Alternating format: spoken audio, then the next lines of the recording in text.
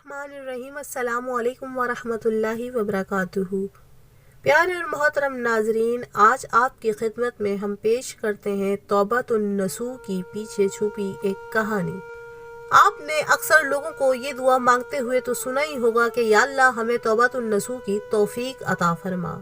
आखिर ये तौबतुन नसूह क्या है, इसके पीछे क्या कहानी है? ये नसूह की तौबा तौबतुन नसूह जिसका जिक्र अल्लाह ने कुरान पाक में पारा नंबर 28 में भी किया है। नसूह एक औरत नुमा आदमी था, बारीक आवाज, बगैर दाढ़ी और नाजुक अंदाम मर्द। वो अपनी ज़ाहिरी शक्ल सूरत से फायदा उठाते हुए जन्नाना हमाम में औरतों का मसाज करता और उनके जिस्म से मेल उतारता था। कोई भी इसकी हकीकत नहीं जानता था, सभी इसे औरत समझते थे। ये तरीका इसके लिए ज़रिया माश भी था और ये साथ ही औरतों के जिस्म से लज्जत भी लेता था। कई बार ज़मीर के मलामत करने पर इसने इस काम से तौबा भी की, लेकिन हमेशा तौबा तोड़ता रहा। एक दिन बादशाह की बेटी हम्माम गई। हम्माम में उसने नसूह से मसाज करवाया। मसाज करवाने के बाद पता चला कि उसका गिरा बहा गौहर यानी गले में था एक हार, वो हीरा कहीं खो गया है। बादशाह की बेटी ने हुक्म दिया कि सबकी तलाशी ली जाए। सबकी तलाशी ली गई, लेकिन वो हीरा नहीं मिला। नसूह रुसवाई के डर से एक जगह छुप गया। जब इसने देखा कि शहजादी की कनीज़ें इसे ढूंढ रही हैं, तो सच्चे दिल से खुदा को पुकारा और खुदा की बारगाह में दिल से तौबा की और वादा किया कि आइंदा कभी भी ये काम नहीं करूँगा। मेरे मौला मेरी लाज रख ले।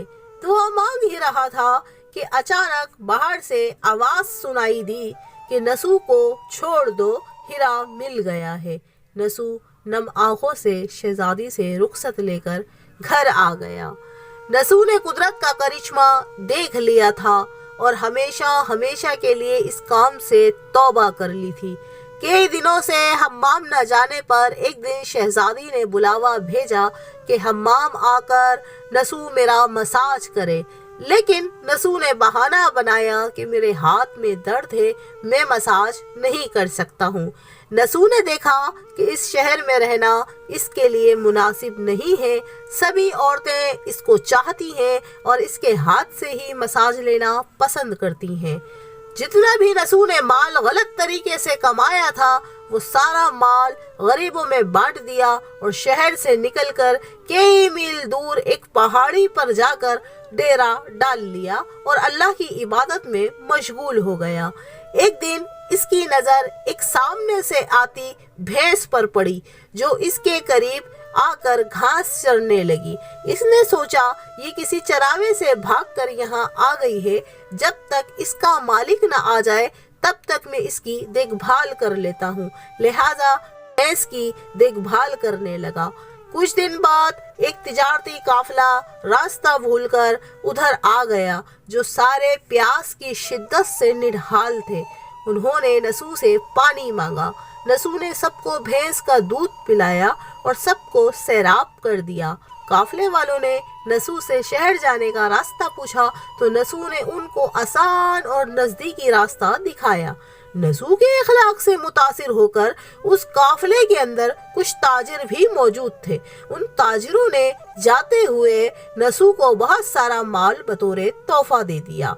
नसूह ने उन पैसों से वहाँ कुआं खुदवाया और आहिस्ता आहिस्ता वहाँ लोग बसने लगे और इमारतें बनने लगी।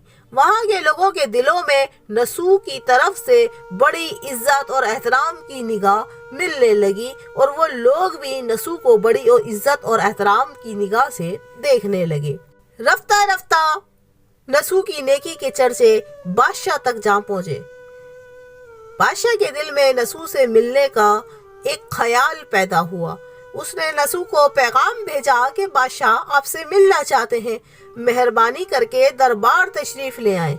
जब नसूह को बादशाह का पैगाम मिला तो नसूह ने साफ इनकार कर दिया और माजरत चाही कि मुझे बहुत सारे काम हैं, मैं नहीं आ सकता। बादशाह को बड़ा ताज्जुब हुआ कि मैं एक बादशाह और मैंने जब नसूह को बुलाया तो नसूह ने साफ इनकार कर दिया। लेकिन नसूह की बेनियाजी को देखकर بادشاہ کے ملنے کی طلب نسو سے اور بھی کئی زیادہ بڑھ گئی۔ بادشاہ نے کہا اگر نسو نہیں آ سکتے تو ہم خود ان کے پاس جائیں گے۔ جب بادشاہ نسو کے علاقے میں داخل ہوا تو خدا کے حکم سے ملک الموت کو حکم ہوا کہ بادشاہ کی روح قبض کر لے، چونکہ بادشاہ بطور عقیدت مند نسو کو ملنے آ رہا تھا اور رعایا بھی نسو کی خوبیوں کی گرویدہ تھی، اس لیے نسو کو بادشاہ کے تخت پر بٹھا دیا گیا۔ آگے سنتے ہیں کہ کیا ہوا کہ نسو نے اپنے ملک میں عدل اور انصاف کا نظام قائم کیا۔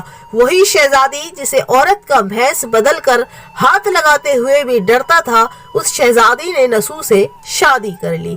ایک دن نسو دربار میں بیٹھا لوگوں کی داد رسی کر رہا تھا کہ ایک شخص وارد ہوا اور کہنے لگا کچھ سال پہلے میری بھینس گم ہو گئی تھی، میں نے بہت ڈھونڈا مگر نہیں ملی، برائے مہربانی میری مدد فرمائیے۔ نسو نے کہا تمہاری بھینس میرے پاس ہے، آج جو کچھ میرے پاس ہے وہ تمہاری بھینس کی وجہ سے ہے۔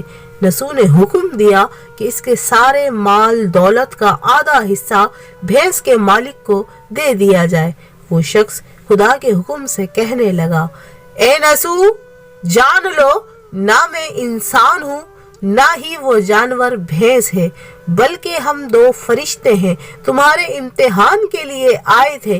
یہ سارا مال اور دولت تمہارے سچے دل سے توبہ کرنے کا نتیجہ ہے، یہ سب کچھ تمہیں مبارک ہو۔ وہ دونوں فرشتے یہ کہتے ہی نظروں سے غائب ہو گئے۔ اسی وجہ سے سچے دل سے توبہ کرنے کو توبۃ النسو کہتے ہیں۔ تاریخ کی کتاب میں نسو کو بنی اسرائیل کے ایک بڑے عابد کی حیثیت سے لکھا گیا ہے۔ پیارے اور محترم ناظرین، اس کہانی سے ہمیں سبق یہ ملتا ہے کہ نسو رزق کمانے کے لیے اللہ کا ناپسندیدہ کام کیا کرتا تھا۔ جب وہ کام اللہ کے خوف کی وجہ سے چھوڑا تو اللہ نے رزق کے اسباب پیدا کیے اور بادشاہت تک جا پہنچا۔ حرام طریقے سے لذت حاصل کرنا چھوڑا تو اللہ نے نکاح میں شہزادی بھی دے دی۔ اللہ تعالیٰ سے دعا ہے کہ اللہ تعالیٰ ہم سب کو تادم مرگ اس توبہ پر قائم رہنے کی توفیق عطا فرما اور اللہ کے نزدیک مقبول اور جلدی قبول ہونے والی توبۃ النسو کی توفیق عطا فرما۔